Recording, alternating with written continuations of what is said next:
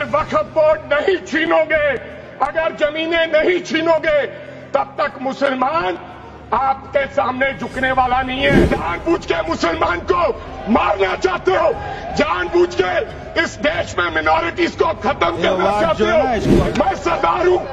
मैं सरदार हूं और ऐसी कई उदाहरणें हैं पंजाब के अंदर। अगर किसी मुस्लिम के पास कब्रिस्तान नहीं था तो सरदारों ने अपनी जमीन देकर कब्रिस्तान बनाए। यह कौन सा अधिकार है कि मैं किसी को चीज दान देना चाहता हूं?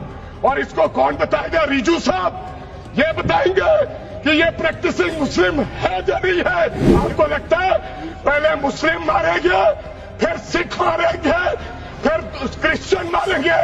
ये आपकी सोच है। क्यों बिल लाए? क्योंकि आपको पता चल गया कि देश का मुसलमान हमारा साथ नहीं दे रहा।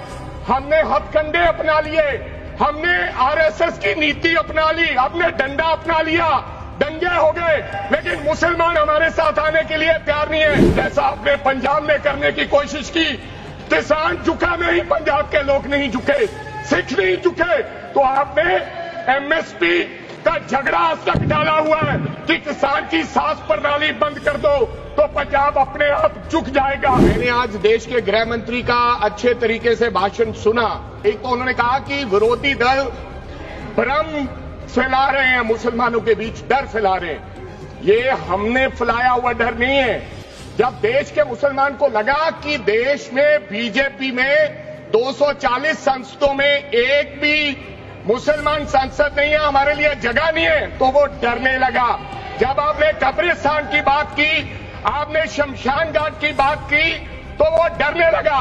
जब गोधरा हुआ, जब मुजफ्फरनगर हुआ, जब दिल्ली हुआ, जब हरियाणा मेवात में दंगे हुए, तो देश का मुसलमान डरने लगा।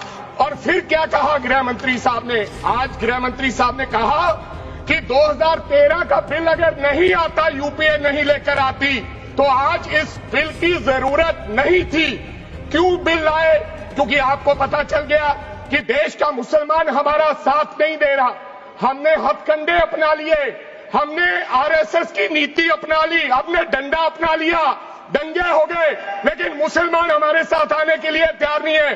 फिर आपको पता चला, आपने एक और आंकड़ा दिया, आपने कहा 1913 से 2013 तक केवल 18 लाख मुसलमानों का जमीन था, और 2013 से अब तक 21 लाख और हो गया, यानी कि 39 लाख टोटल जमीन